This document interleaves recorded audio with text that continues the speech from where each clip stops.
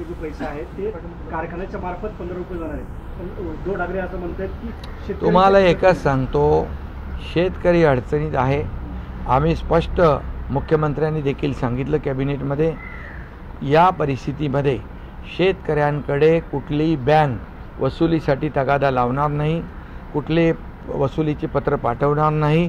त्याचबरोबर हे जे तुम्ही कारखाना जे साखर कारखान्याचा विषय जो आहे, या बाबतीत देखील शेतकऱ्यांना कुठेही तोशीस लागणार नाही, शेतकऱ्यांना कुठलेही नुकसान होणार नाही आणि शेतकऱ्यांकडून कुठलाही पैसा वसूल केला जाणार नाही.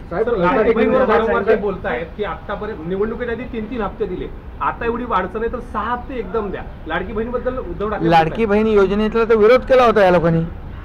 लाडक्या बहीण योजनेसाठी कोर्टात गेले होते विरोधामध्ये. त्यांना काय बोलायचा अधिकार आहे?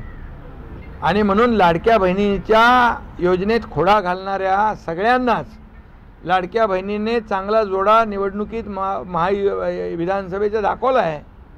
अजून काय दाखवायचं बाकी आहे का? त्यामुळे तुम्हाला सांगतो, लाडकी बहीण योजना बंद होणार नाही. आम्ही महायुतीने ते सुरू केले. मी मुख्यमंत्री असताना आम्ही तिघांनी निर्णय घेतला आहे आणि ती योजना कधी बंद होणार नाही. आणि विरोधकांनी किती यावर अफवा पसरवण्याचं, बदनाम करण्याचं कारस्थान केलं तरीसुद्धा आमच्या लाडक्या बहिणी त्याच्यावर विश्वास ठेवणार नाहीत. कारण त्यांना विरोध करणारे कोण हे सावत्र भाऊ, दुष्ट भाऊ हे त्यांनी ओळखलेलं आहे.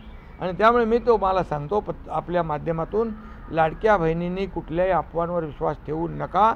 तुमची योजना सुरू राहणार, तुमची योजना कधीही बंद होणार नाही.